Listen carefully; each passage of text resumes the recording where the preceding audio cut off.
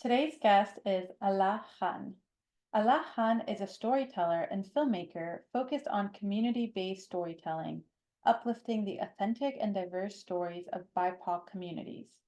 Faith and spirituality are what ground Allah and motivate her work and engagement with the world as a community activist in pursuit of justice and racial equity. Welcome, Allah. So happy to have you on my podcast. So amazing to finally be here with you. I know we've been planning this for over a year, so here we are. And every conversation we've had in between now and then should have been recorded. So It's true. I know. So this is our moment. yeah. Well, I like to start by asking people how we know each other because this podcast is really centered around relationships and community. And, we've been friends for so long and have had such deep conversations with one another that it's really beautiful to have it in a public space. But, the podcast is also meant to be in some ways like a window as to like what is it like to actually have deep conversations with friends around spirituality and politics and justice and all of that. So, yeah, how do we know each other? Since spirituality is something we both share, I will start with a prayer. رب اشرح لي صدري ويسر لي أمري واحلل عقدة من لساني يفقهوا قولي, as the prayer that Moses made when he was commanded by God to confront Pharaoh and he had to speak truth to power, and he asked God to remove the knots from his tongue and expand his breast and let his speech be eloquent. And Moses is some revered prophet, so I like to kind of ask God to help me speak eloquently too. Amen. How we know each other is from the most wild thing ever. We were roommates at the Abrahamic house, which was a multi-faith justice art residential fellowship in Los Angeles. We were the first ever cohort, and we moved in together March 1st, 2020, right around the pandemic. We didn't know each other And right before my birthday. for your birthday. We had the cake. Yeah. We didn't know each other or the other two people we lived with, and we were consciously choosing to be in a house with a lot of people that had a lot of differences from us. Turns out not so many as we thought maybe, but we moved into that house and then went on lockdown for the pandemic, and we survived not only the pandemic together, but also the 2020 uprisings around the Black Lives Matter movement.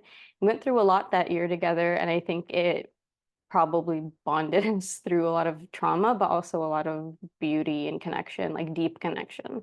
Yeah. Yeah. Yeah, definitely, right, living together in the pandemic.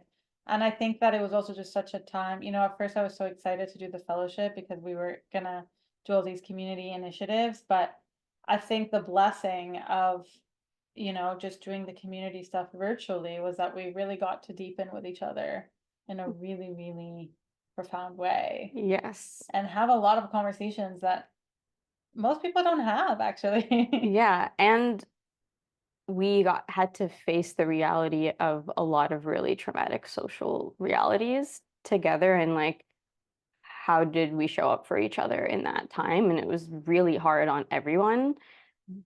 But we had this basis of like, okay, we're here based on like some sort of spirituality, some sort of faith, and then a few of us also happen to all be artists as well. And so that informed like the way we navigated all of that in a really deep way. And also we weren't all like super employed, so we had more time Yeah, to just like bond. it's true. Yeah, and the fellowship was in some ways centered around religious identity and, Hmm. creating a multi-religious space. So I'm curious to hear more about your identity and your relationship to religion. Sure. Um, so I'm Muslim and first generation American from immigrant parents that are both from Saudi Arabia, for both from Medina. I like to specify that. But both of my parents are also mixed. My father's father is from India and my mother's mother is from Tunisia. And they immigrated to what is now Saudi Arabia before the creation of that country. So if anyone knows about the politics around how hard it is to get citizenship, like they got naturalized, as you would say in the US, but faced a lot of racism as non-Arabs, and just like navigating a lot of those politics and stuff. But they're from the city of the Prophet, which rooted them in a lot of spirituality. And then my parents moved to the US to pursue like education and stayed and ran out their student visas. And so I actually grew up with my parents being undocumented as well. But they've always been pillars of the community, leaders in the Muslim community. Santa Barbara is where I was born and raised, and my parents founded the first ever masjid there. It's actually still the only masjid there, and like are on the board and very active. So my dad was the imam for 20 years. And then my mom is like very, very active in multi-faith work. And so I grew up with that, especially after 9/11. My mom got a lot more active and a lot more like public facing with her work. And I like inherited that from her from like the age of 11. I think my first ever speech like to a congregation at a church was like when I was 12 years old. So I grew up doing a lot of multi-faith work, but also very rooted in my like Islamic identity. And I had access to teachers that taught me religion like in a deep way that I think a lot of American Muslims don't have access to. So I've been very privileged with that. Yeah, and I would love to just hear more about your relationship to Islam, because I think that there's both so much ignorance and sometimes just blatant racism and Islamophobia that exists, especially right now in the US. Um, and this is something that we talked a lot about. I remember actually we had one conversation in Abrahamic house where you looked at me and you're like, you actually like it's not that you just respect Islam, you also have reverence for Islam. Hmm.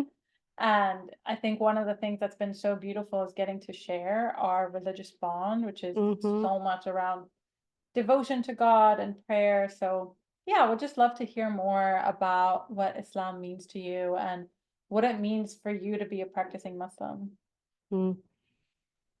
I feel like my heart flutters when you ask that question because Islam is everything to me. My faith is everything to me. It's the rope that keeps, like, my rope to God is what keeps me sane in like the horribleness of like this world, honestly. And sharing that spiritual connection with people like yourself, even if we don't share the same specific religion, is really deep and really beautiful to me, especially in a country in an era where not a lot of people have that kind of bond with spirituality and with God. So it's definitely something I love about our relationship. Um, I also feel really blessed that I was able to grow up. The Muslim American community is like the most ethnically diverse religious community in the world, but there are definitely a lot of racial issues in the community. And so there are issues of like anti-Black racism and segregation, and some people get a really homogenous view of Islam.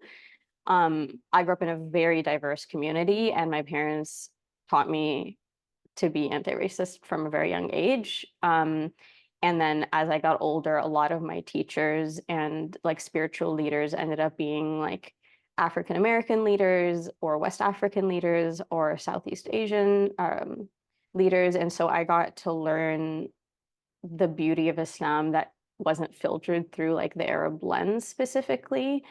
And I think that really solidified my relationship with Islam because Islam in its origin has a lot of connection to tasawwuf or spirituality, which is like purification of the heart and like good character and compassion, and not always just focusing on dogmatic practice. Like, of course, prayer and fasting and pilgrimage and things are central, but also the spiritual connection. And a lot of people, unfortunately, have lost that branch of Islam.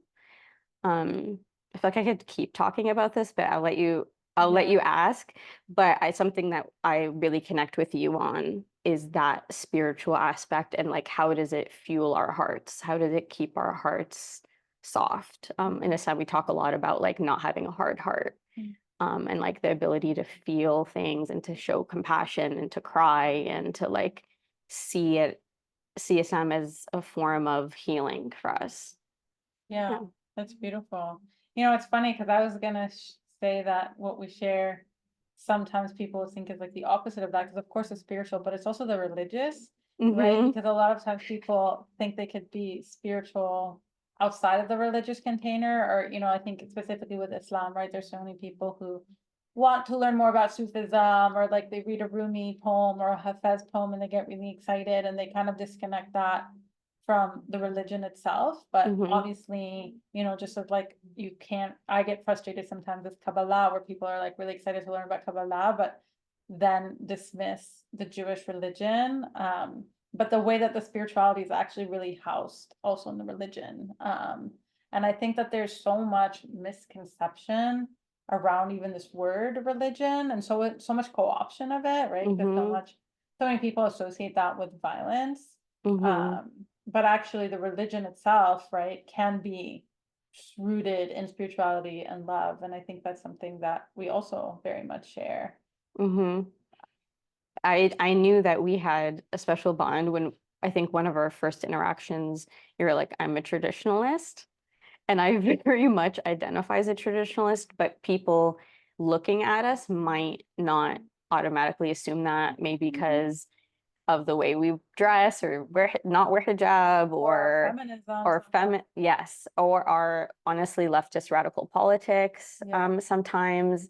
Um, but I definitely consider myself a traditionalist in that all of my spirituality is rooted in the traditions of the Prophet Muhammad sallallahu alaihi wasallam, peace be upon him, and going back to the roots of Islam. But you articulated it so beautifully of like, I do believe so strongly in the need for spirituality within the container of religion and like true deep learning and study of text and like teachers and guidance. And I didn't use the word Sufism, but you did, and Kabbalah, and like a lot of people have and even like yoga with Hinduism, like people want to pick and choose. But if you're trying to grab at like the branches, but you don't have roots, like that's not going to ground you in anything truly.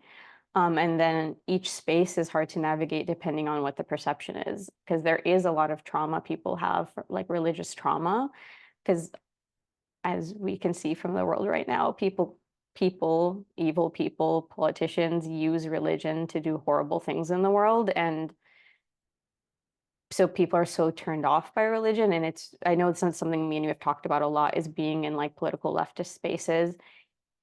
It's almost taboo to be like, I'm religious. I care about my faith, that my faith fuels my activism. A lot of people are really weirded out by that and don't see that and don't know, like, don't feel like you can be an activist or a feminist and also be religious. And then that word had become so stigmatized, the word religious, especially in a city like Los Angeles. So it's rare to find people who intersect in all those ways like you. Yeah. Yeah. Wow. So many directions to go in. But, what it's also, part of the reason I feel that in leftist spaces, but not just, right, there's kind of an aversion to religion or religiosity. And a lot of times there isn't a questioning when there's actually just a Christian dominance, or like Christianity is seen as just the religion that everybody holds and like an erasure of all other religions. And um yeah, it is, sometimes really intense, especially in communities that are so much about justice and equality, but then don't actually care for making space for people's religious practice and religious freedom and things that feel so basic. And Mm-hmm. I know you've had so many experiences like that. And I think especially in the US, there's such deep Islamophobia here that Islam is, like for me, it's so wild how this country, I mean, every Ramadan, right, there's like not an acknowledgement of it. A lot of workplaces don't really understand what it is. And yeah, just the way that religious practice is actually not taken seriously sometimes as part of, the justice fight. Mm-hmm. And yeah, I know that's something that you've been very vocal about. I don't know if you have anything more to share about that. I feel like I could also take it in so many directions. Every sentence you said like has a chapter. Let's write a book. That actually might be a really good idea. Um, yeah, so many directions we could take your question. I feel like there's a lot of depth to every sentence you said. Yeah, we definitely in the US live in a Christian dominant culture, but also white Christian dominant culture, which even doesn't take into consideration like other forms of Christianity, like from the Latin American world or African world. And even our like something we talk about a lot, like even just the calendaring and like the system of time here is so Christian dominant in a way that people don't really even like Christians and non-Christians, I think, don't even recognize unless they're tied to their own calendar, the way that you and I are with Judaism and Islam, like having their own calendar in reference to time. And as someone who navigates like a lot of intersectional communities, I do see that the justice communities don't take religious oppression seriously. Even though religious oppression is so tied to racial oppression, and we could go on and on about that as well. But it just is not acknowledged like at all. And I lost my train of thought now. Just But yeah. the Christian dominance and religious oppression and how it's related to racism. Yeah, there's like so much. Okay. Yeah. I mean, yeah, there's a lot to be said about the way that religious oppression is ignored, which doesn't make any sense because it's a form of racism. And, I think that's also something you and I have bonded about, the Mizrahi Jewish experience being so different from the Ashkenazi experience, and like xenophobia being so tied to Islamophobia and anti-Semitism as like portraying religious communities that aren't Christian as like some sort of like foreign entity, which is crazy because Christianity was like brought here through colonialism too. Like, Yeah. it doesn't really make any sense. But I think people continue to paint Islam as something extremely foreign.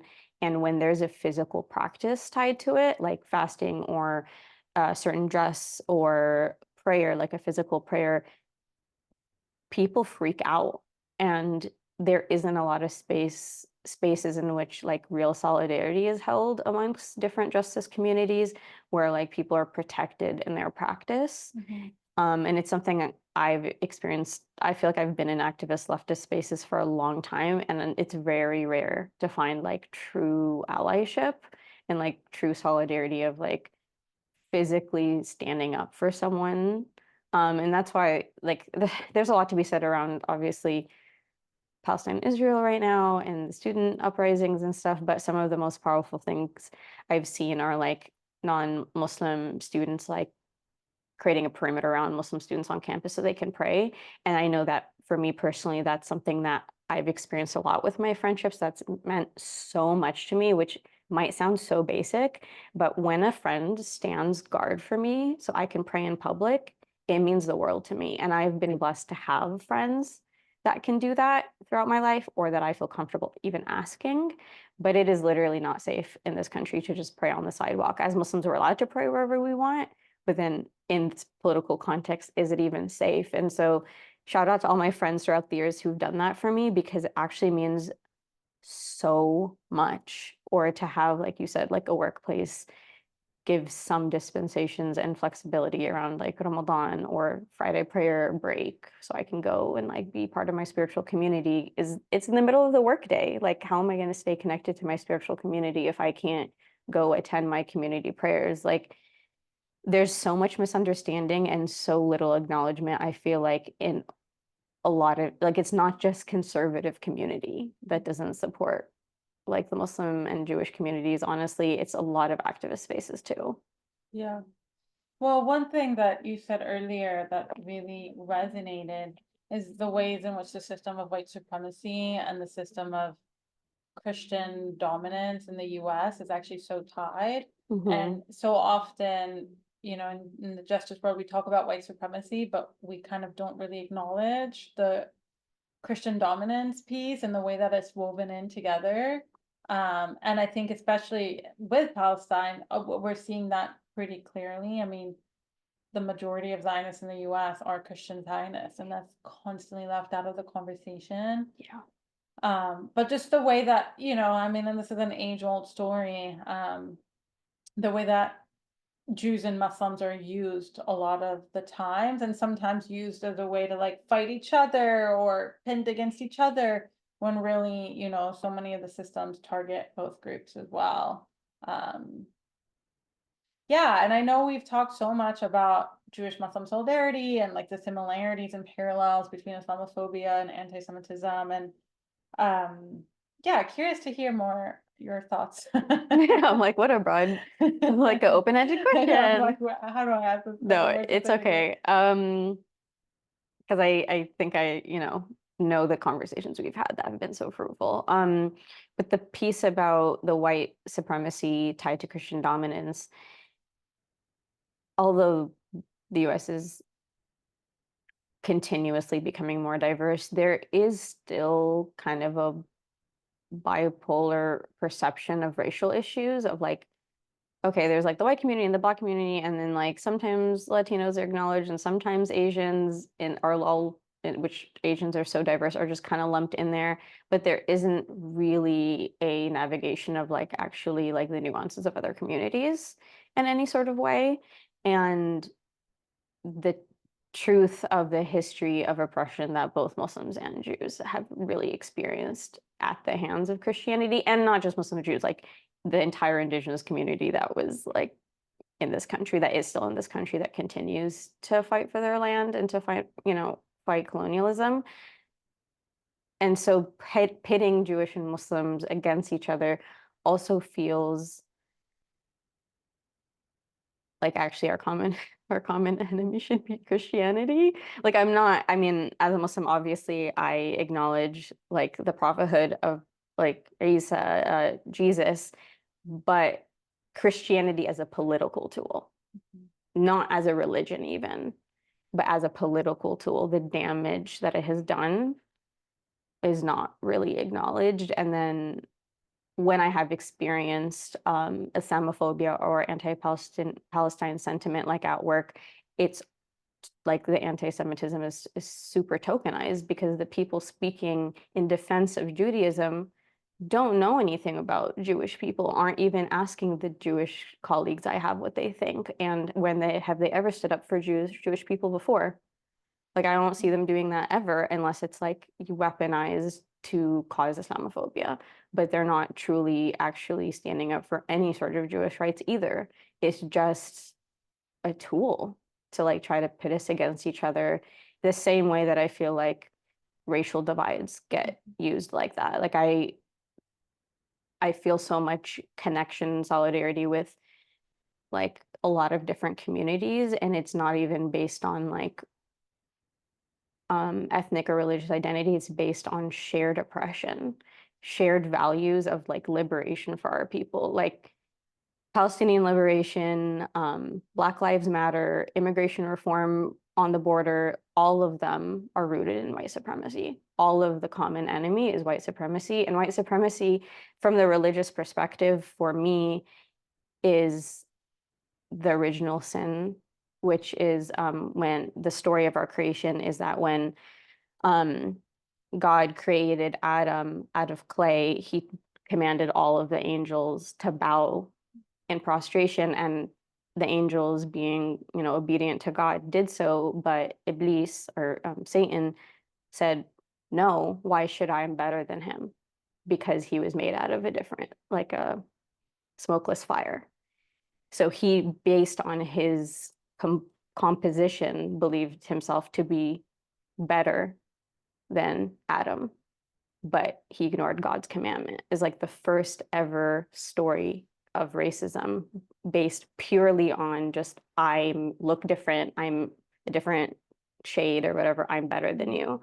Like racism is the original sin, not to use like a Catholic trope, but that's like the origin of where that comes from a religious perspective. And to fight white supremacy to me is like a religious jihad. We're taking back jihad because jihad just means struggle. But it is a religious obligation in my mind to fight white supremacy and to fight racial injustice. I love that. And I love the story you shared as well from scripture. It reminds me there's some similar commentary in Judaism where, the Torah begins with Genesis, with the creation of the world and the story of Adam and Eve. And the commentators ask this question of like, well, this is like the Torah for the Jewish people, like why did it start with Adam and why not with Moses? Like why did we, or with Abraham, or Mm-hmm. um, and the answer for that is that so that no other person will say like my ancestor is better than yours, because we can all Mm-hmm. be traced back to Adam. Actually, we can all be traced to the same human evolution, which is from God, really. Which I really love that, and that kind of similar thing, right, against the supremacist nature that human beings unfortunately develop through living on this planet. But to me, yeah, that spirituality is right, that groundedness of like actually like every person is made in the image of God, and right, there's, to me, God is really everything. And um yeah, like when we start kind of getting into this, like all these hierarchies and systems of oppression, that's kind of when we've lost the way and lost the path. Which is part of what I wanted to ask you, around this intersection around spirituality and justice. And I think that one thing we also share, like we share so much, like, but just this way that, I feel like my Judaism and my faith, it's not that I happen to believe in like leftist oriented justice values and then I'm Jewish. It's like actually my faith completely informs my justice Mm-hmm. work. And, I feel like that's something that's similar for you, is that there's just such a direct line. So I'm curious to hear more around how you see this intersection of faith and justice. And Mm-hmm. yeah. I feel like I have to also thank my parents for that. But I think they're also motivated by the same. But yeah, I totally feel like my calling to do any sort of justice work is because of my spirituality and teachings around like we were put on this earth to like care for the earth and care for each other and not have egos and like think we're better than each other. And one of my favorite verses in the Quran says, we've made you into nation, or the translation says, we've made you into nations and tribes to get to know one another. And so to me, that's also a commandment to see the beauty in our diversity, and that like God is the most powerful. Like he created us different and in different shapes and forms and beliefs and experiences for a reason, and that should be a source of nourishment and empowerment for us to know one another better. So that definitely has informed my like multi-faith work.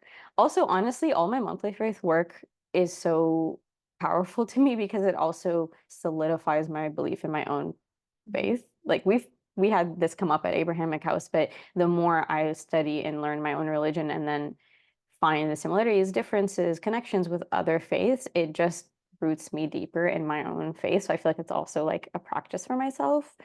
Um, but there's also another inspiration of our commandment that if you see an injustice in the world, try to change it with your hand. And if you can't change it with your hand, change it with your speech. And if you can't change it with your speech, like hate it in your heart. So like even if you feel powerless to do something, like you have to be able to see the world and see that it's wrong, and then like try to move yourself into a place of like being able to be strong enough or have the resources to have take action and things. We also believe that we believe in the hereafter and that there'll be a day of judgment, and God is the most forgiving. And so any sins we do, any shortcomings we have, if we ask God for forgiveness, we'll be forgiven. Unless it is a crime against somebody else, you have to ask their permission, like their forgiveness first, and then God will forgive you. Like there's such a strong teaching around relationships in Islam. And like when I think about that, I think about interpersonal, just like in the home. So many people have like hard, broken homes and friendships. But then like the farther you go out, that's like in community and in systems and in the way society is built, in like capitalist oppression, in like political oppression, in war, in police, and like what does that mean to oppress a people so badly that like you would have to ask thousands of people for forgiveness, but like you're damning yourself. And the Prophet sallallahu alaihi wasallam, peace be upon him, was like the most compassionate example and like stood for that. And we're supposed to walk in his footsteps. And so just being like kind to people, and there's like a really popular hadith or tradition of the Prophet sallallahu alaihi wasallam that even charity, even a smile is a form of charity, like just being good to one another. And it just will never cease to amaze me how far people have moved from that. Yeah. So many religious leaders of many faiths have managed to move so far away from that. Totally. I know. Yeah, and they're just letting all of our communities down. I mean, I definitely feel that in the Jewish community, where there feels like a lot of times like really a failure of leadership. But what you were saying reminded me also of a text in Judaism that, you know, the world was created through compassion and justice, and those are, you know, the two strongest forces. Passion and justice. Yeah. Chesed and Gvura, but, or, you know, sometimes it could also be translated as love and justice, but yeah, you know, because it's something I recently got in my comments on Instagram where people were like, Hadar, how can you call yourself a mystic? You're so oppositional because I'm anti-Zionist, or like, how could you be anti anything? Like, you're supposed to be, you know, and I started getting so frustrated because I feel like, you know, especially in California, sometimes there's this new age understanding of spirituality as being this neutral thing, right? Of like, oh, right, like I just have to hold space for everyone. I just have to be like, it's a very superficial understanding of what love is, you know? And I think that, because I think what you said is so beautiful. And I think I've asked you this question multiple times, right? But there's so many names of God in Islam, but the most merciful one. I knew you were gonna ask me that. I just love that. I think it's so beautiful That's that, you know, out beautiful. of the I'll share. 99 names that, you know, the ones that are the ones you say the most are Ar-Rahman Ar-Rahim, like the most merciful, compassionate one. And that aspect of God is so centered. Yeah. Yeah, I feel welcome to chime in. Yeah, I know. I'm like, run on. no, your thoughts are always very coherent and very eloquent, mashallah. Yeah, I don't know what people want you to do, like be kumbaya and welcome everyone, even hateful and violent people. Like, I don't know, that's ridiculous. And I'm sorry you have to deal with that. Well, it's But also just to say real quickly on that is that I think that there's also kind of this misunderstanding of spirituality in terms of the history, because yeah, my understanding is that mystics of every tradition were persecuted and they were challenging, you know, the wider society around different things. So yes, they were preaching, right, love and compassion, of course, but people saw that as a threat, right? And it was triggering for people who couldn't handle the truth. So yeah, I think that there's also something there that is sometimes invisibilized around how systems of oppression also target spiritual leaders, you know. now I have something else to say about Yeah, that. sorry. No, that's I'm really glad you said that. But to go back to Ar-Rahman Ar-Rahim, the most compassionate, the most merciful. I don't know who's on this podcast, but like if you don't know, that's in every prayer we do 1, 2, 3, 4, 5, at least like 6 times, if not more, and we do 5 prayers a day. Like you're saying that phrase, those naming those attributes of God so many times a day. Those are, we know God by 99 attributes. Those are the 2 most common ones. And Ar-Rahman has the merciful, has the same root as the word rahim, which means womb. So not only, even though God is the most powerful, is the judge, you know, is the arbitrator, is the companion, is the peace, like is all the Ar-Rahman, Ar-Rahim, the most compassionate, the most merciful, are the 2 we say the most. And then it has the same root word as womb, motherhood, like centering women as like the basis for anything. I mean, not just life, but spiritual life. Like Islam teaches us that women are the bedrock of our society, not just because we have the physical reproductive system, but because we're the ones who teach and create the home and cultivate, and of course can be leaders and stuff too. But ultimately, like the bedrock of humanity is birth and it comes from mercy. So women embody that name, like in our physical anatomy. So people can say whatever they want about Islam being patriarchal. The issue is that men are patriarchal, not Islam is not patriarchal. Men are, Totally.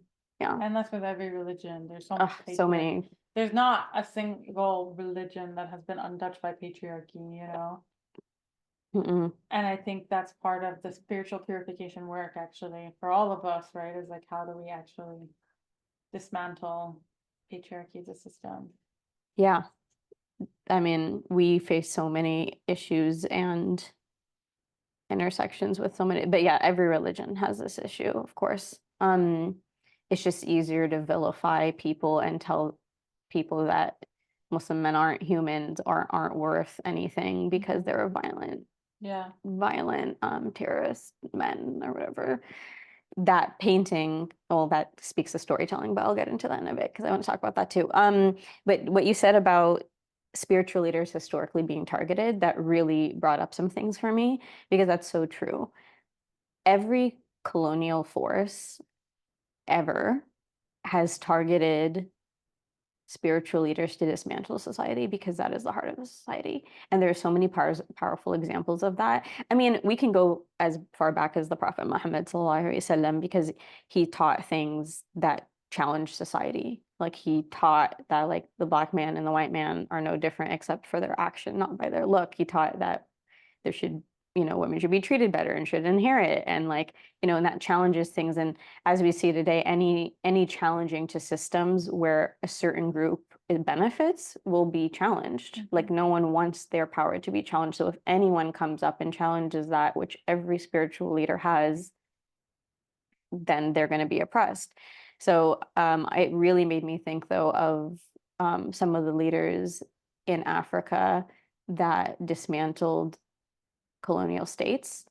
Omar al-Mukhtar in Libya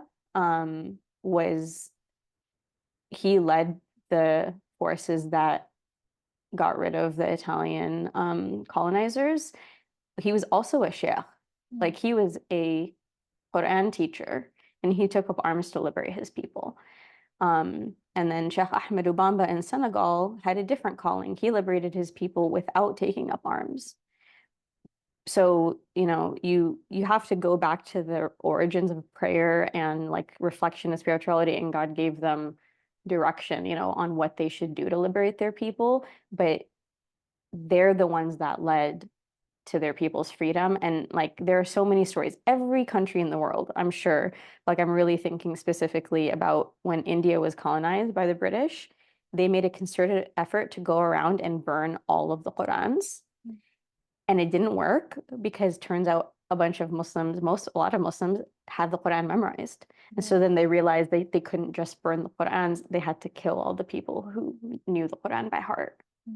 And so that means getting rid of the spiritual base of the community. Every religious group has had this experience, like even the, American Indian communities here, like the spiritual leaders are the heart of the community, and you lose hope when you don't have spirituality and religion. So all of those people are oppressed. Yeah, and you lose direction as well. I mean, what you're saying is so powerful. And I think, this is something that I felt for a long time, that colonialism is really in some ways rooted in eradicating God or spirituality. Like to me, that's part of the colonial agenda. And that's why sometimes in the US, like it feels so strange when that's not part of the conversation. And then, I feel like there's such a crisis here of all sorts, right? Like mental health crisis, like um loneliness crisis, right? Like American society, like there's a lot of problems and a lot of issues. But a lot of people are like turning to spirituality. But for me, it's like, how can we turn towards spirituality without really acknowledging the harm of colonialism? Like because we can't really find the depth of spirituality without really also facing the injustices there. And I mean, obviously coming from Jerusalem, this is something that I feel like I know so close up, is the way that just the spiritual depth is targeted by colonialism, and that's what weakens the community. So yeah, I mean, that's definitely something that I would love to bring more to the public conversation, is this relationship between colonization and spirituality. It's, I feel like it goes hand in hand with also people piecemealing out the spirituality, like we said about like Sufism, yoga, Kabbalah, because the historical context does matter and going to the roots. And I have something I definitely want to share about that. But I also can't, I'm going to backtrack because I can't believe I didn't mention Brother Malcolm X. Yeah, I was When I waiting for said, you. when I'm like, wait, what's happening? His I was like, birthday. maybe you didn't want I'm like, his birthday's this week. But if we want to talk about spiritual leaders that challenged systems and then were murdered for them, I mean, there is an example very, very close in history in this country, obviously with Al-Hajj Malik Shabazz, Malcolm X, and his, we're recording this like a couple days before his birthday. Um, and we can, as Muslims, and especially for me personally, like Brother Malcolm is a wali, or like a inheritor of like the tradition as like a spiritual leader for me and for many, many Muslims. So he's like a very important modern figure who challenged systems and really was rooted in Islam, but also is a beautiful example of someone that was like so open to learning and changing and studying and like bettering himself in his pursuit of like religious learning, but also like in service of his community. And he was murdered for that. And I really feel that what we're talking about relates to him because people co-opt him a lot and just like want to talk about him. Um, Okay, I had this experience with Maya, our old roommate, a few years ago, where there was a picture of Malcolm X at a studio, photo studio somewhere, and I pointed it out to her, and somebody saw me point it out to her, and they were like, actually, I think it was Cassius Clay, Muhammad Ali, but it could apply, but it was Cassius Clay, Muhammad Ali. I pointed it out to her, and someone saw me do that, an older African American gentleman. He's like, "Do you know who that is?" And I was like, "Yeah, it's Muhammad Ali." And he said, "No, it's Cassius Clay." And I was like, "Actually, he changed his name. He asked people not to call him, like, he embraced Islam and asked to be called Muhammad Ali." And it was just like a really poignant example for me of like Islamophobia. Mm. Like this person that people revere, people want to like strip him of his Islam and Yeah. like just celebrate him for being an African American man, but can't celebrate both. Yeah. And like it's, everyone knows he became Muslim. Like he literally said in a public interview called my name is Muhammad Ali, and he died on Islam and like was like a leader in the Muslim community. But people want to piecemeal things out. They don't want to embrace people for all of who they are. Mhm. But I don't know how I went on that tangent. But yeah, Malcolm X, spiritual leader who was murdered for what he did because he challenged society and was making people see the truth, and people can handle that. Yeah. And people just paint him as like a crazy radical. I don't know what people think he did. Yeah. Everything we talk about now, I feel like is like people are finally coming around to the things he said like decades ago. Mhm. Okay. I kind of went on a tangent there, so No, you I can love cut that up. it. But I do want to say something about what you said. I want to Yeah, respond to your other thing. go I'll for it. I'll contextualize it. Um, I totally agree with you that I would love to see in the public discourse that inclusion of analyzing the way that colonialism is tied to white supremacy. Um, I mean, we've been in this colonial era for how many, like 500 years now, and it's so damaging and has hurt like every community. And an example that feels close to home for me of that and the way it's tied to like how religion is affected by colonialism is Saudi Arabia.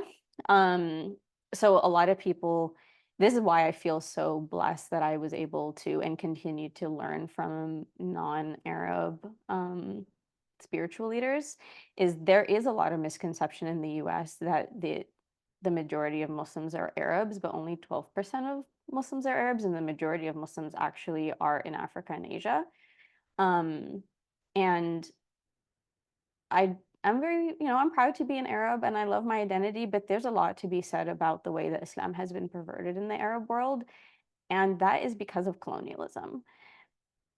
In Saudi Arabia specifically, the British colonized the area that is now the Arab Gulf. They found oil. They cut up those areas where they felt like there was a lot of oil and made tiny little countries like Kuwait and Qatar and the UAE. They thought there was no oil in Saudi Arabia, so they just left like a chunk of land and they're like, oh, like we don't care about this place.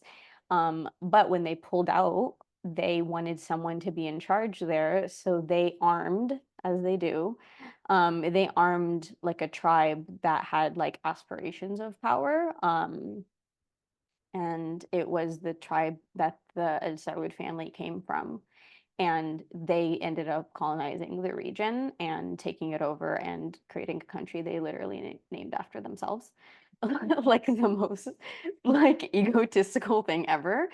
Um, and that feels really important to me because that's why I don't really like identify as Saudi as much as I identify as being from Medina, the city, the holy city of the Prophet, where my Indian grandfather purposefully migrated to be close to the Prophet sallallahu alaihi wasallam and like close to spirituality. And honestly, because the Al Saud family colonized my family, and my grandfather survived that and told stories of like the rivers of Medina running with blood. Like there, it's a holy city. You're not supposed to even cut down a tree there, and like people were massacred, and very few people talk about or even know this history there. Like they're of course not going to be taught that, but it wasn't just the colonization of people.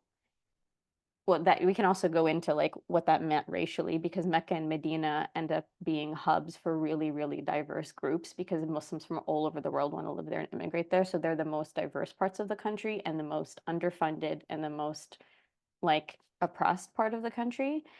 Um, but that isn't just like politically, like they perverted the religion too. My Here, I'll back up and tell the story. So growing up, I had a lot of blessings to learn a lot about like traditional Islam and study like its sciences, but I wasn't taught as much about spirituality. And then when I got older and moved to Berkeley, to go to UC Berkeley, I got introduced to like the community there and a lot more spiritually Sufi oriented community. And I attended my first Mawlid, which is like a gathering of singing poems and songs in reverence of the Prophet Muhammad and God. And I've never experienced anything like that. And it was very powerful for me to like sing spiritual poetry with like a group like 200 people. And like it was just so beautiful and so powerful. I've never experienced that before. So I really wanted to share it with my mom. So I took her and I was like, oh my gosh, like this is this amazing thing. You have to experience it. I invited her and I took her. And like after I was like, isn't this so new and so interesting? And she was like, oh, I think my father used to write these poems. And I think my uncles did too. And I think they did this. And I kind of remember, and I was like, oh my gosh, are you serious? Where? And she's like, oh, I think the government like took all of their poems and like confiscated them because they made it illegal. Like it's illegal to have gatherings to sing praises of the Prophet Muhammad in Saudi Arabia. It's So actually illegal. People have to do underground. Like the Prophet's birthday, like we don't revere the Prophet as anything more than a human and a prophet, but he's still the Prophet. Like there's still acknowledgement of him as like the human example of how to live our lives. And it is illegal in Saudi Arabia to acknowledge his birthday or to do any poetry around him. But it turns out my grandfather used to do it. It has one generation removed that it was like stolen by the Salafi dogmatic version of Islam that is taught in Saudi Arabia. And the honest truth is when you teach someone a form of religion with no heart and no spirituality, it's like shoving hot coals down someone's throat and no one wants to eat that. And so places in the Arab world are just like rampant with atheism. Like there's such an intense rise of atheism right now in the Arab world. And it's really, really sad to me because I can't even blame people for feeling that way because what they're taught is actually gross and I wouldn't want that either. Yeah. but there's such a beauty in Islam and like so much love that isn't taught. And so I feel so blessed and so heartbroken that that's like what people experience. And I'm just really grateful that there are still parts of the world, especially in West Africa and Southeast Asia, that maintain that. And honestly, in a growing number of ways here. Mhm. There's actually like been a rebirth of that in the US, which is kind of amazing considering the like oppressive nature of the way Muslims live here. But there's been a strong rebirth of that here too, which is really incredible. Yeah. Yeah, and I think that's definitely something that I really appreciate about you. First, just like how much you know about the world and colonization through, I mean, you studied so much of it and you're learning always so much and always educating me about so many things that I didn't know about. You too. Come Yeah. on.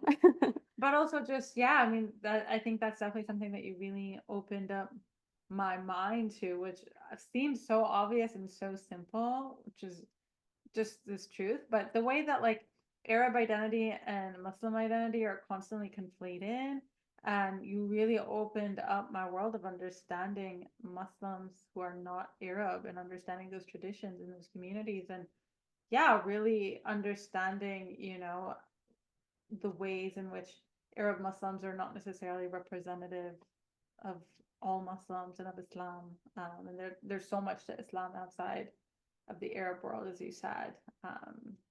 Yeah, and I mean, I feel like the exact same way about you because I did grow up with like Jewish community, but all Ashkenazi Jewish community. You're the first Mizrahi Jewish person I knew, and like, so even that orientation for me, like, I know not all Arabs are Muslim and not all Muslims are Arab, but then obviously that means that there are Arab like Jews and like not, Yeah.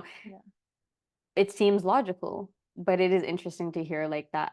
I helped like bring that up for you and that you helped bring that up for me. Even if we like knew it, we got to like see it in each other, which I think is like a Yeah. beautiful sharing. But yeah, it pisses me off to no end the conflation between Muslims and the Arabs because it erases the experience of non-Muslim Arabs, but then it also feeds into xenophobia in this country because the US is the most ethnically diverse religious community in the world, and people from all over the world are Muslims in this country, including like converts from like here, white converts, Latin American converts, but the majority ethnic group of Muslims in this country are African American and Black. So that also erases Black Muslim history in like a really intense way. Speaking of Malcolm X, is like the original Muslims in the country were the slaves that were the Africans that were enslaved and brought to the US. The stats that are being discovered now are up to a third of enslaved Africans that were brought to the Americas, all of the Americas, were Muslims. And so Islam existed here way before the formation of the United States, but conflating Islam with Arabness allows Islam to be perceived as this foreign thing that was like, I don't know, imported here in the 90s or something, which is absolutely ridiculous when there are clearly like famous African leaders and there are famous free colonies of like slaves that rebelled and like created their own communities like off on the Seychelles Islands and in Brazil and like so it really truncates the history of Islam here, which is super dangerous Yeah. and helps lead to violence. Well, as you said, I think it's part of the political agenda of like US imperialism, right? This like war on terror, which is like the war in Islam, which is really the war against the Middle East, and it's just like all of this. And it confuses people, right? Because then the majority of people are like, I'm confused about who's what and who's this. And I guess the next question I wanted to ask you, which feels like it dives in, right? And I think it is really powerful around how, things that are so logical, if you just take a moment to think about it, it's like, yeah, of course Arab Jews exist. Like, yeah, of course non-Muslim Arabs or Mm-hmm. non-Arab Muslims exist. But it sometimes, unless we know of someone or we hear a story, we sometimes don't fully understand it. And you are a filmmaker and a storyteller. And yeah, just tell us more about that form of art and how you came into that and what you see as the power of storytelling and telling people's stories in that way. Our mind meld is always there. We're always on the same page, with the Yeah, questions. the I'm like, energetic. that's where it's going. Yeah, thank you for the question because it's something I feel really passionate about. Yes, while Islam is my roots and activism is like colors my world. Professionally, I'm a filmmaker because I feel like it's a vehicle to address all of these issues. As an undergrad, I actually studied Latin American history and was doing a lot of work around immigration. I studied like all of like liberation theology and immigration on the US-Mexico border. And part of what I was doing during an internship was actually oral history gatherings. And during my time at UC Berkeley, I had to write a thesis and I was trying to use like some indigenous sources. And I came up against a wall when I was told that oral history from Native American sources wasn't real history and that I should be in ethnic studies, which was hello, white supremacy and colonialism in education. Of course, there's so much of that, but it really turned me off to like pursuing higher education in history. I really thought I'd be a history professor. I loved history. I can see you doing I that. honestly still feel like I should teach, but now I want to teach storytelling and like people can choose what they tell their stories about. But I would love to teach. Actually, it's still an aspiration of mine and honestly something I kind of do like I do a lot of Yeah. mentorship programs and stuff, but I think teaching in an institution of learning is something I still want actually. But I've reoriented what that looks like. And so it was a horrible comment that Indigenous oral histories aren't real history, but it really helped me reorient what my goals were. And I realized that the thing I love about history is the stories of people and how you can learn so much about a group you're not familiar with, and then it can empower a group to really like move forward in the future. And so I had to explore like what does that mean for me then, and I was like, okay, well, stories are really powerful. I don't want to write some academic, not no hate to the academics because I'm a massive nerd. But I wanted to find a platform where stories could be told and shared on a broader scale. And I was like, okay, film. I actually never went to a traditional film school, but I did pursue like some higher education in communications and digital media. And I kind of just started dabbling myself and making connections. Um, and in like a full circle moment, I got to make my first directed documentary on the US-Mexico border, where I helped organize a group of Muslims and Christians to do a binational prayer service. So the film is bilingual, it's multi-religious, it's about a topic I'm really passionate about, immigration, because my family is really affected by immigration reform, and I really wanted to broaden the narrative around who's impacted by immigration reform. Also, my film features mostly Latino Muslims, which is a demographic people have no idea exists. But that's kind of, to answer your question, is my point is that what's the famous African proverb?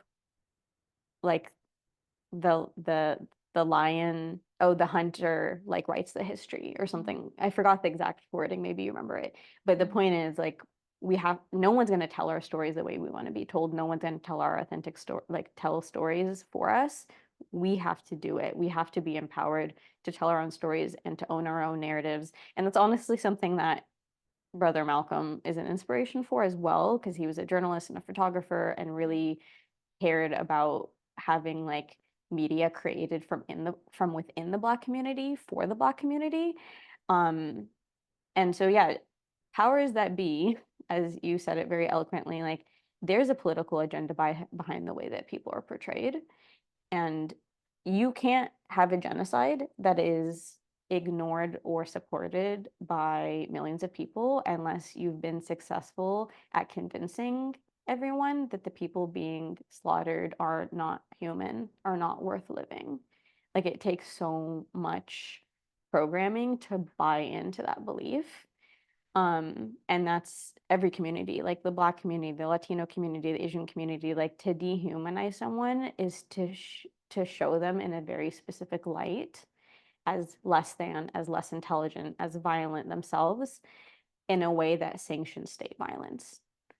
Like people react to like a local shooting in such a more visceral way than the government dropping a bomb on thousands of people, because Yeah. state sanctioned violence is somehow justified, but like a local person like shooting up that's not good either, of course, but like the way people react to it is so different. Like the government has authority, it's state sanctioned, and then that means, and it can go as far as, obviously we are seeing genocide, concentration camps for the Japanese community, mass incarceration, like it can lead to so many things, and people only support that if they truly believe that someone's not worth it. I mean, this is why also studying history informs so much of my filmmaking is um, the priest Junipero Serra, who is an evil human and who, hello to everyone who's listening, like every street named after him and every statue named after him needs to be removed, because he was the priest in South America who made, speaking of Christian supremacy, who made the declaration that indigenous people didn't have souls. So it justified their murder. Like he was giving people religious dispensation that like you won't find the wrath of God if you murder these people because they're not even people. Just so wild, the religious justification that Yeah, is. it's crazy that how the way religions, that's why I'm like, also on the flip side, not to be hating all Christians, like Dr. Cornel West said, justice is what love looks like in public. Right. Like there is levels to things when like I said earlier about like in Islam, like the importance of relationships, that means in your home, in your friendship, and then larger, like in society. And so storytelling, I kind of went on a tangent there, but storytelling plays such a pivotal role in the way that people see other people. And so I'm really passionate about communities owning their own stories. For me, community can mean a lot of things. I identify as a Muslim, I identify as a mixed race person, I identify as an Arab, I identify as South Asian, as North African. But I also, when I say community, I also mean like anyone who shares my values in any BIPOC community, and like issues that touch me personally, like immigration might not be apparent at first. Like their community to me means a lot of things, but in my pursuit of authentic storytelling, I think every community needs to be empowered to tell their own stories so that they can own their own narratives and really get to speak for themselves. Yeah. And also, I'm personally passionate about like bridge building through storytelling, because there in my life I've been blessed with so many intersections of different communities, like having found home in the African American community in Berkeley, and then I lived in Malaysia, and then I was in Seattle. I had a really close community of East Africans, and I've had so much exposure to like different groups of people that I think is not super common for people to have that much of a worldview. It's actually something we have in common, to be exposed to that many different, in a deep way, not in a superficial way. And so this feels related also to devotion and God, right? Because you're wanting to actually see yeah, God in many communities. exactly. We've made you nations and tribes to know one another. Yeah. And so I love seeing content made where it's like honestly reflections of reality, but of communities that you don't usually see on screen together. Yeah. Because that is actually lived. And if you're in Los Angeles and think that all people live in these little tiny bubbles and don't interact with each other, like that's insane. That's not actually what real life is like, especially like more and more. But to see communities be able to reach out and bridge with one another. Okay, so politically, we talked about this a little bit, but politically, there's a reason that powers that be want there to be hatred between communities. Like a really basic example is like the Latino community traditionally is pretty Islamophobic. I wonder why, actually. We have so much in common in terms of like oppression around immigration reform and actually very similar cultures. Like Arabs and Latinos are like very similar, and we all like big parties. Our uncles are all super loud. We all express love through food. Like our cultures are actually not that different, but there's so much tension between our communities. I mean, obviously there is overlap. There are Muslim Latinos, but in general, why is there such division between our communities? Like it was purposefully done like that to divide us, but because if we rallied all together, like if the people get together and like have their blinders like removed, Yeah, people power is real, totally. like really, really real. And so I want to do my basically bottom line is I want to help tell stories that can change people's hearts and minds, to use a really, really cheesy cliche term, but really to like empower community, but also like allow people who aren't familiar to learn. Yeah. And that's kind of tied to something I've been picking up more recently is I've been doing some cultural consultant work on sets. And so for me, what that means is that when Muslims or anyone from like the Arab diaspora or the Muslim diaspora are portrayed on film, that they're portrayed accurately. There's just so many horrible stereotypes in Hollywood around like the way that Muslims are portrayed. Um, just so many bad stereotypes or just like completely wrong things and stuff. So I really am getting into like cultural consulting where it's like, okay, if you aren't familiar with those communities, but you're going to portray them on screen, make sure it's authentic. It's just respectful, but honestly, even if you want to talk about money, it's actually smart for marketing Mhm. because those communities aren't going to like your stuff if it's all wrong. Like Yeah. you actually probably make more money if your stuff is like authentic. So I've been dabbling in that and I'm trying to move into a little bit more of that work too. Yeah. I love that. Well, is there anything that we haven't talked about that you want to still talk about? Yes. Okay, let's do it. I just want to appreciate you for the role you've played in my life. I'm going to get emotional, but we do share a lot of spiritual connection, and especially moving to LA in a pandemic and being like isolated from any spiritual community, like you've been that bedrock for me. But also, even outside of the pandemic, we've maintained that. Like, you literally come over to my house to read Quran with me in Ramadan. I'm be real, none of my Muslim friends do that. Like, you do that with me. But it's not just that, it's just like in our everyday conversations, I feel like we can be silly and fun and talk about dating and whatever, and then also like really talk about the real things without having to like compartmentalize our like myself. Like I don't know that talking about my spirituality is welcome in all spaces or understood. If it is welcome, it's not understood, and I just feel like I can do that with you, and it's just really special to me. Yeah. And then also on an impact part, like I really have learned a lot from you about everything around Judaism, but specifically like around Palestine and also the Mizrahi Jewish experience. And like we said earlier, it's like should be very logical to me that there are Arab Jews, but learning from you about like the history and the way that there's so much erasure around your identity and your communities that's so violent and Mhm. so oppressive. Personally, I'm really grateful for that, but it's also helped me talk to my own communities about how to be a better ally to the Jewish community. Um, and something that always like I hear you in my head when I talk now to like Muslim community is like it is not fair to expect like Arab and Palestinian Jews to stand up for Palestine and then not also stand up for Jewish people, like and to fight anti-Semitism. Like a lot of Muslims, like I'm be real talk here, Muslims, if you're listening, like I know people Muslims get really excited, like, oh, look at this awesome Jewish person who's saying like who's anti-Zionist and like pro-Palestine. Wow. And I'm like, it is amazing. Like I'm grateful too. You have to turn around and do the same thing. You can't just be like, oh yay, another Jewish person with a yarmulke said pro like free Palestine. And then when you see your Jewish friends and colleagues and community like oppressed, or if you hear another Muslim say something anti-Semitic and conflate Zionism with the Judaism, that you don't say anything.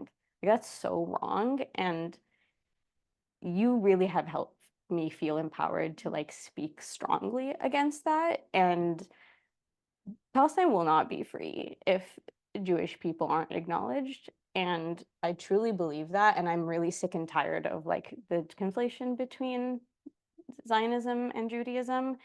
And there's so much in our religious teachings about like Jewish people are the people of the book, like we're cousins, da, da, da. Okay, like historically we were friends in in Spain, and okay, like people love to talk about that history and like, oh, Muslims helped Jewish people escape the Inquisition by like giving them home in North Africa. All of that's beautiful history. It's all true. What about today?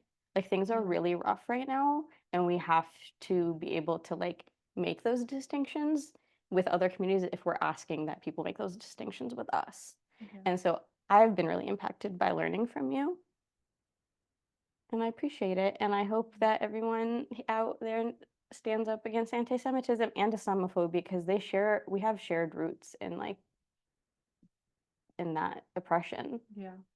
That just feels really, really real for me in this moment in time, especially. Yeah. Yeah. Thank you so much for saying that. That's really touching to hear. And yeah, I think, I mean, it's all so intense and there's so much trauma in all of our communities and so much mistrust and fear. And I think that's where for me it's like spirituality and justice really intersect because, why don't people speak up when they see something is wrong or when they see someone saying something that is racist or whatever it is? It's usually because they are controlled by fear. Yeah. There's something like fear is keeping them from speaking up, from taking that risk or whatever it is.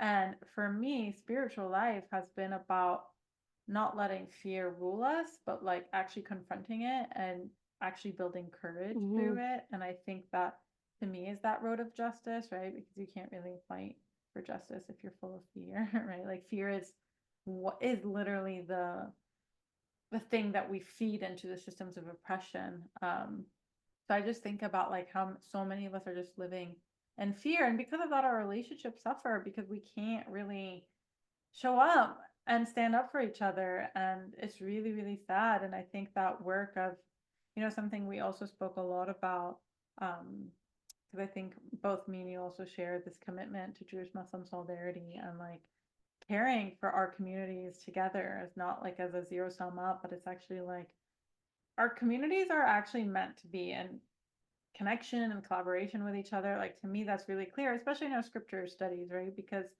it's like when I learn the Quran, I also can find the parallel stories in Judaism and then read them side by side and learn and deepen more and see like what are the parallels, what are the similarities, what are the differences, all of that. And um yeah, I think just one thing I wanted to say is that I really appreciated also getting to chat with you about some of the challenges in Jewish Muslim solidarity work, where oftentimes when there are communities who do that work, it's like Ashkenazi Jews and then non-Arab Muslims. And it's so confusing for me always because they're like, wait, but what about the region where we actually were living together for hundreds and thousands of years and Andalusia and that history, like part of my mission has become like, what is it like to revive Andalusia in Spain and actually, Mm-hmm. kind of dismantle pork. Down with the pigs Yeah, no, of all forms. literally. Someone had this comment where they're just like, yeah, like we're gonna, take out all the pork and bring the lamb with us. Which I love. You do make good lamb stew. Yeah. Um, yeah, what you said about fear goes back to like kind of the beginning of our conversation of like what role does spirituality and faith play in justice world? Like it's a source of power Mm, for me to be like, okay, I only fear God. mm, So this cop in front of me yeah. is not, like I mean, it's not that it's not actually scary. Like, yeah, that's scary.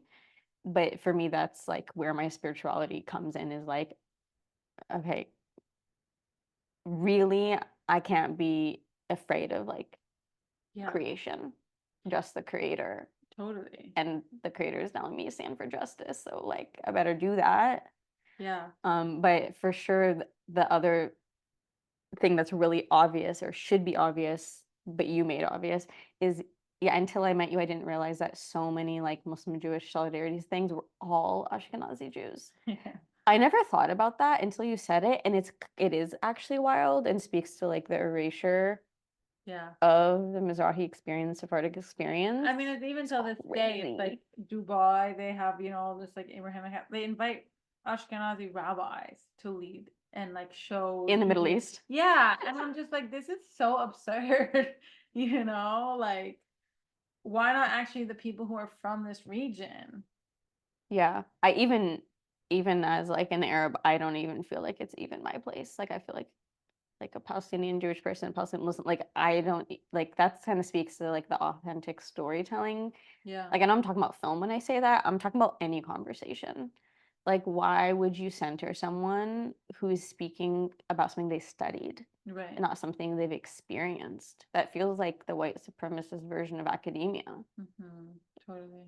Like, you have to trust women, believe them. Like, I mean, it's the same concept kind of is like the idea is like lived experience and like family roots and Yeah, something should matter more than like academic study. Not that there's anything wrong with academic study, but you can't have like a real conversation about something if you're not talking to people who've experienced that. yeah, and like the lineage. I love that you mentioned that because that's the root, you know, and that to me is so much where the source of wisdom also comes, right? Our ancestors passed on things generation to generation, and for me, for sure, that's like where I've inherited so much of my spirituality. And that's not to say that we can't learn from other traditions or other lineages, but Hmm.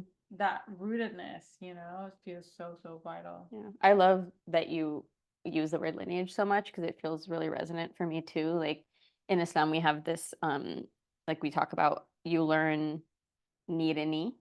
It means you Mm-hmm. sit with the teacher, and Yeah. we have like 7 rights in Islam. I feel like it's 3 in this country, but like we have 7, and one of them is the right to your own lineage, Mm. which is so powerful until like it because we know now from like modern science that like you literally inherit things through Mm. like your mother and like through Yeah. birth, like including trauma. Mm-hmm. But we have like spiritual lineage, and that's also speaks so much to the violence of slavery Yeah. and people being ripped from their lineage, and like really any true healing of any sort or any reparation has to address colonialism because it ripped so many people from their roots and their lineage, and there's more spiritual and emotional and physical and psychological impact than people realize Yeah. when you rip from your roots like that.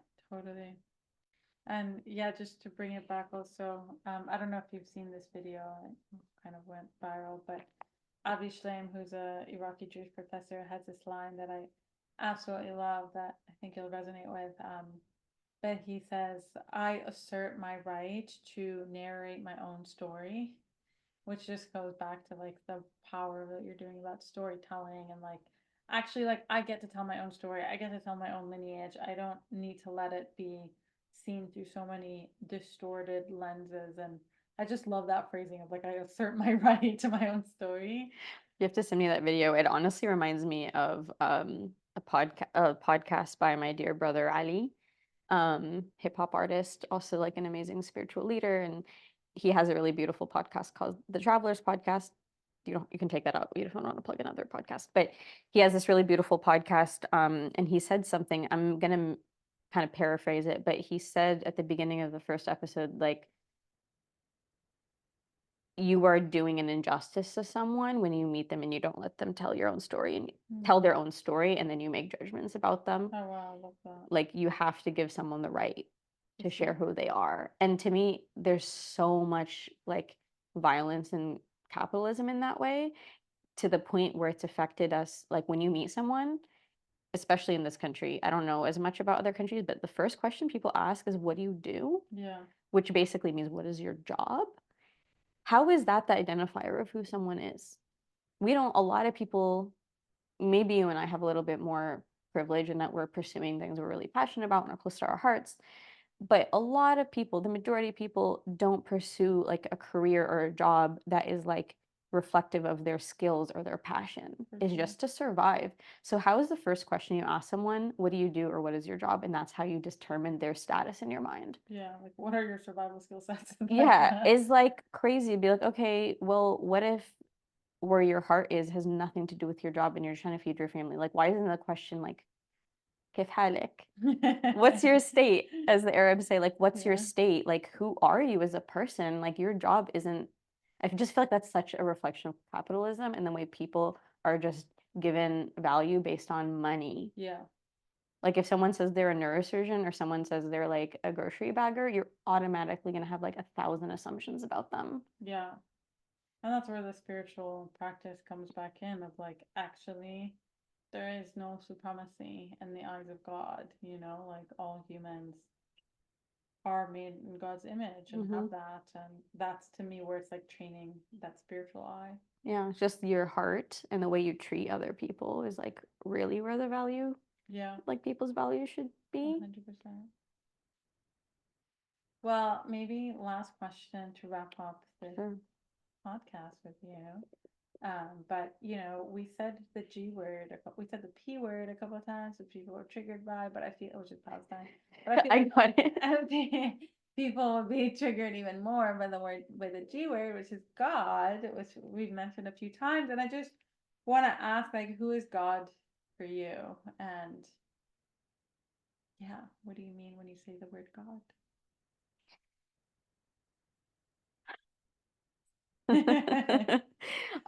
God, Allah,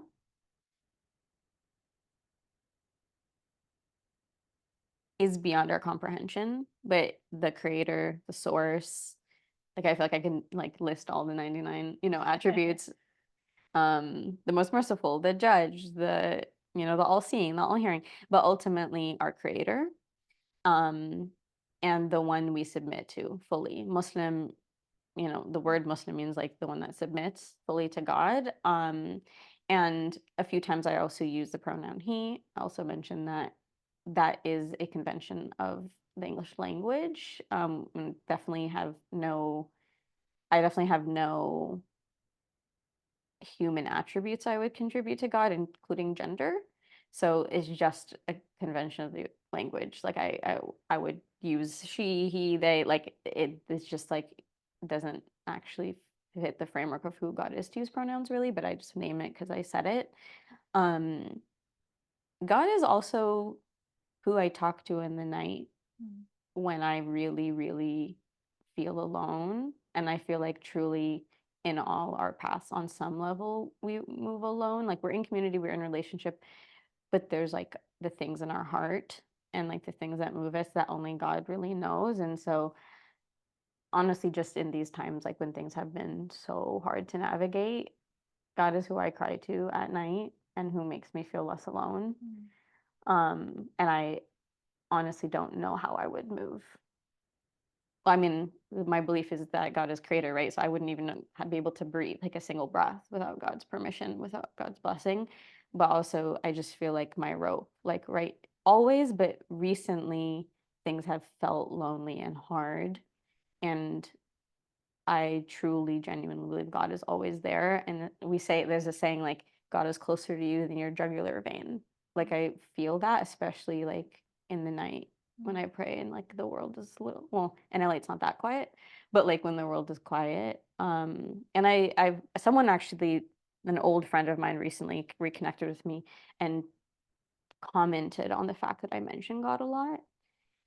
And you and I have talked about this, is like the way we move in the world, we both do that. And I think our communities do that in a way that, and Arabs do it a lot. And so also God is ever present, like just in everything, like all the time. It's like impossible for me to move through my day and God isn't like in every moment. It's a really long answer, but I love that answer. That's beautiful. I love that. I was just talking to one of my healers, and I feel when you talk about God publicly, there's so much blessing in it. Um, because whoever hears it, however it hits them in the conscious, subconscious, it is bringing the divine presence more alive. At least that's my belief. Is when we name God, when we pray to God, when we acknowledge God, it's actually activating that divine field. So totally agree. We say that any gathering, including just two people or one person, honestly, any gathering where God is mentioned, the angels descend, protect us and help welcome us. angels. So I'm like, bring the Yeah. angels to my house. Let's Yeah, talk about God. I love that. Well, thank you so much, Ala, for coming on my podcast. If folks want to follow up with you, stay in contact with your work, what's the best way to follow you? I just made my Instagram public. Oh, okay. So that's probably the best way. Don't have a website right now, but it's at MK Journeys. You could also probably find it on Hadar's page, but like I've linked some of my films and stuff there, and like a lot of my work is on there. So if you follow me based on this podcast, give me a DM and let me know that you listen to Hadar's Web. Yes, and always reach out, let us know what you think, and the YouTube comments. I think Spotify has now this feature where you can submit comments. Oh wow, okay, that's new. You can also, and I'm trying to also do the Patreon thing, so people can submit questions or comments or anyways, I'm trying to upgrade my podcast lifestyle. But thank you everybody for listening, and thank you so much for coming on the podcast. It was, as always, just so beautiful to sit down, have some tea, and chat. You always inspire me. Been wonderful. Love you. I love you too.